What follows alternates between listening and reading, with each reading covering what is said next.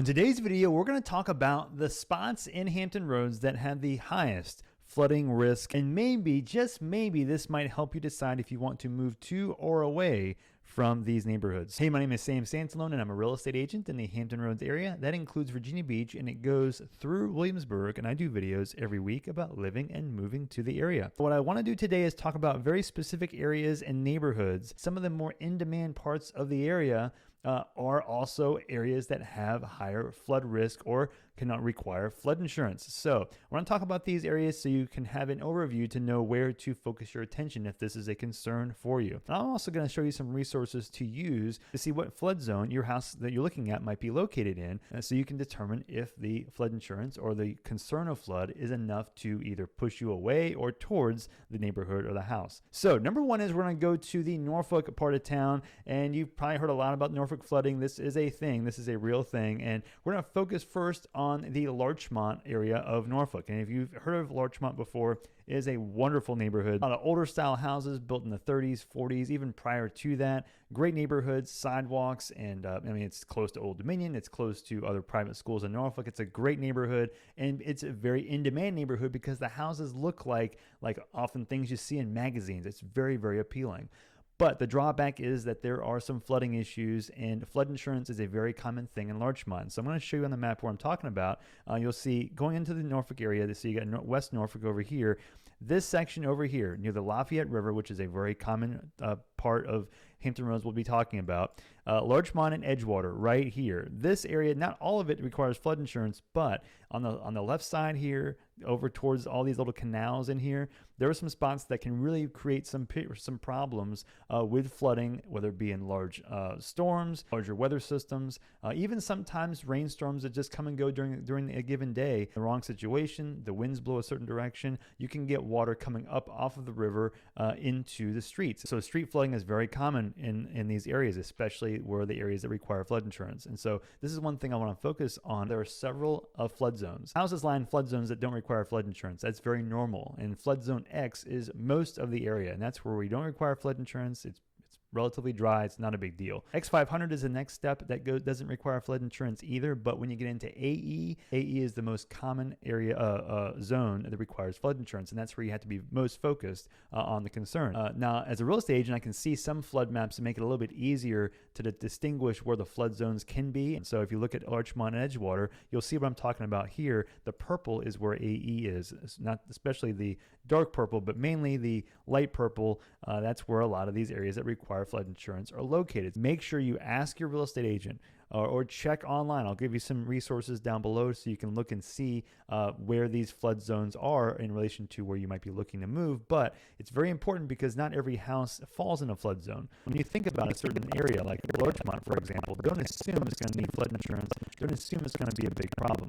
But it's something to be very, very careful and aware of. If you look online, just do Google search on Larchmont flooding, and you'll see a lot of information of what I'm talking about. And in addition to that, as you go further east on the Lafayette River, you're also talking in this central southern part of the tip near off Granby Street, River Point, and the Belvederes. Over here, again, along the water, there are some spots that also have some flood insurance concerns as well. Now, going back to the flood zone map, you'll see here, going down further to River Point and West Belvedere, you'll see some spots in here. And just because you're near the water does not mean your house will be in a area that requires flood insurance. And just because you have flood insurance does not mean that every area is going to have the same result for if there's a flood.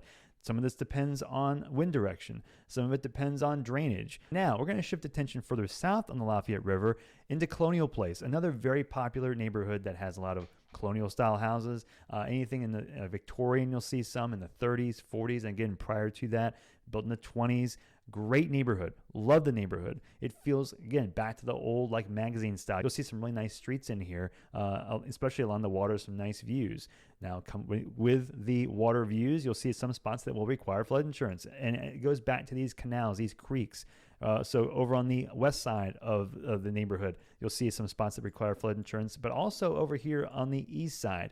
Over here, you'll see this canal here. This area will often, the water will rise up even on high tide in some cases during the day on a sunny day, and it will sometimes flood these streets over near Mayflower, close to Llewellyn Avenue over here. So that can be a problem as well. Going to Colonial Place, you'll see here, back to the map, you'll see that the exterior parts of the area have the highest propensity, and then the areas that require flood insurance too. So it's not that a lot of times the houses are going to flood. It's often the streets. The street flooding can be a very big problem and annoyance in a lot of parts of Norfolk especially. And so parking your car, where is your car going to go?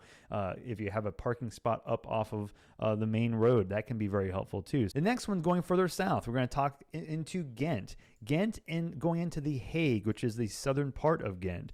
There are some spots specific to Ghent where there are some street flooding issues as well, going towards like Colley Avenue, Princess Anne Road. There's some spots that really can flood. The intersections can flood quite a bit over towards Colonial Avenue. This section near Princess Anne and Colonial can be a problem. Again, parking your car off the road can be very helpful. And also going further south, as you get closer to the Hague, closer to the water over here, down near the Chrysler Museum. This area is very well known for flooding, especially along the edges, right near the water. Now, if you're going further down towards Ghent and South Ghent into the Hague, you'll see here, this section over here near the Neon District, down near the Chrysler Museum. And in the central parts, you'll see some spots that have some issues, and this is where the parking issue becomes a big deal. I did a video last year about flooding and took some video of a storm that came through in October, and it was a big problem in Norfolk, and I wanted to take some video to show examples of what flooding can look like in some of these spots. And I took some video of places like the Hague and also further back up near Larchmont. Now, going further north into Norfolk, but the north part of Norfolk, this is an area that is a big issue too, which is Willoughby Spit on the northwestern side of Ocean View, and also East Ocean View over on closer to East Beach and this side near Little Creek. This is Little Creek right here. These two spots over here and here, they can also be some big spots for flood insurance in areas that can be issues with flooding. And I'm talking about flooding here. You can definitely see water rising into the streets, and it can be more of a significant issue from what I can tell, with cars being parked and sometimes even creeping up into the yard, more so than you might find in other parts of Norfolk. So this is a big thing here, and I'll show you what I'm talking about when it comes to the where AE, the flood zones are. You can see Willoughby Spit right here. If you look, all this section of Willoughby is all areas that require flood insurance in 2023. Going further over, again, you notice just because you're on the water does not mean you need flood insurance. There's some around the coastline, but anything in the central part of Ocean View has not needed it. But back over towards the eastern side of Ocean View, back towards Little Creek, that's where you'll find the biggest issues and challenges closer to Shore Drive. As, again, a lot of it comes down to where the wind's blowing, high tide, how the yard and the houses are sitting in relation to the sea level. And again, a lot of times it's drainage as well. So drainage can be a big factor here because a lot of these areas are older, and so the drainage can become a problem. Let's go over to Virginia Beach now. And a lot of people talk about Virginia Beach and think, oh my gosh, flooding. Well, flooding can be a problem in very specific spots, but it actually is often not as big of a deal, if not at all, in a lot of parts of Virginia Beach. And so if you look at Virginia Beach, there are a couple spots. One is Princess Anne Plaza over towards the central part of Virginia Beach, ironically. And this was an area that got devastated by Hurricane Matthew in 2016 and over near Bow Creek Boulevard. This is close to a golf course, which has now turned into, it's going to be turned into a drainage area to help with the issues that have been caused or caused by the Matthew problem in 2016. And so this area became an issue. There was no flood insurance required to my knowledge back then, but the floods during Hurricane Matthew devastated this neighborhood. I'll show you the map here so you can see the spots that do require flood insurance at this point. You can see over here the purple over towards Bow Creek Boulevard, and south and north of there can be problematic, and even just to the west of Glen Haven Mall. Now, you'll notice that it stops very, very drastically. So not the entire area isn't full of this, but it definitely can be problematic closer to the areas near the creeks and close to Rosemont Road. Now, going further east, this is an area that I think is the biggest issue for flooding in all of Virginia Beach, which is Pungo and Sandbridge. So if you look on the map here, Sandbridge and Pungo is the southeastern side of Virginia Beach, closer to Back Bay and Ships Bay,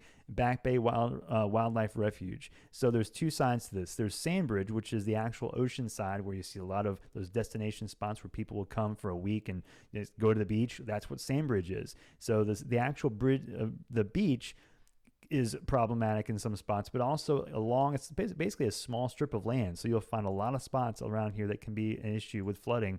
And then if you go further out, Sandbridge Road, this road can flood quite a bit and can block people from coming in and out of Sandbridge, because there is only one way in and out from Sandbridge to the rest of Hampton Roads and Virginia Beach. And so this road can flood.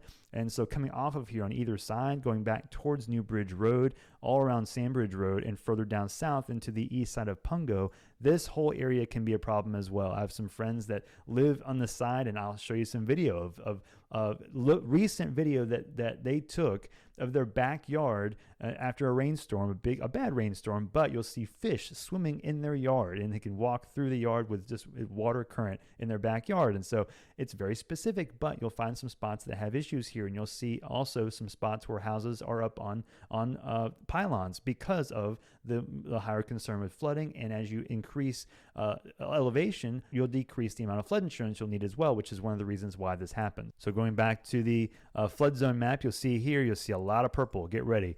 Zooming in on Sandbridge, look at all that purple. VE, you'll see some X500, it does happen. But coming off of Sandbridge Road, coming back out, you'll see going further down towards New Bridge, this whole area closer to the marsh. It's all marshy area closer to the bay. That's where most of the issues are. And so if you look at Pungo, just make sure you're aware of where in Pungo you're going to be looking to buy and how close you are to these areas. And so as storms come, especially coming with winds blowing from the east to west, blowing the water inland, that's where it can be a bigger problem, because you're right next to the water. Now, a couple more spots in Hampton Roads. One's on the south side in Chesapeake, which is near Bell's Mill and Moses Grandy. This area is a kind of an underrated part of town that can have some flooding issues. So number one, Bell's Mill is over off just north of Cedar Road. Cedar Road, for the most part, isn't a big deal. It's more when you go back to the creeks again. The neighborhood just north of Bell's Mill Road has a bigger issue with flooding, and you'll see the houses that are getting raised in this corner, and you'll see some spots that are on the water that are cheaper. The reason is most likely because it requires a lot of flood insurance. And so one thing to keep in mind at looking at any house is that if you do see one that needs flood insurance, the prices often are lower, because you have to factor in the price of the house mixed in with the price of the flood insurance, and that brings your total payment higher. And I'll show you what I mean. Kind of zooming in here, you'll see Bell's Mill Road, and you'll see going further north, look at all this. Purple, purple, purple, purple, and even going further from there. And that's why I mentioned Moses Grandy Trail, because if you come from Cedar, it turns into Moses Grandy. There's some neighborhoods just north and south of there. There's an area called Summer Park that is just north of Moses Grandy that great in houses, great neighborhoods all through here. Shipyard Road, great looking houses, but some issues with flood insurance. Now, the next spot is actually going further north into Hampton and Poquoson. And I'll show you on the map what I'm talking about here. The north side of Hampton and all of Poquoson, to me, is the highest concern to me for flood insurance on the peninsula. Now, I'm talking near Fox Hill, going towards the Grandview Preserve, this whole section near Salt Ponds, as you get further and further up north, this whole area, most of it is going to require flood insurance, as well as a lot of Poquoson as well. And look up Poquoson, you'll see spots where this is a concern, flooding as you get closer to the water especially. But even off the coast, you'll find a lot of spots that require it too. And the same goes with Hampton, North Hampton. Not all of Hampton, but again, this north side. And a lot of these spots are more rural. They have more marshy areas that don't drain as quickly. That's where part of the problems lie. And again, you also have, in addition to that, water. And people love being close to water, but they also have to pay for it a lot of times too. So I'll show you on the map what I'm talking about with the flood zone map. You'll see the purple. Look for that purple. Fox Hill and Grandview, you'll see here. Look at all this. All through the north part, closer to Grandview, and all through the north side, closer to Back River. All this is in purple, needing flood insurance. For the most part, you'll see some X's and X500s sprinkled through, but most of it is going to need it, especially near the water. Now, coming off north towards Poquoson, you'll see kind of the same thing. A lot of purple. Even more so, I guess you'd see here. But again, getting further towards the inland, Victory Boulevard, not as big of a deal, but you'll still see some spots sprinkled here and there. So if you have any more questions about relocating to Virginia Beach through Williamsburg, this is what I do. I love helping people relocate to this area. So I'll drop my contact information in the description. You can reach out to me at any point, and I'll do whatever I can to help you relocate to the area. And I will see you on the next video.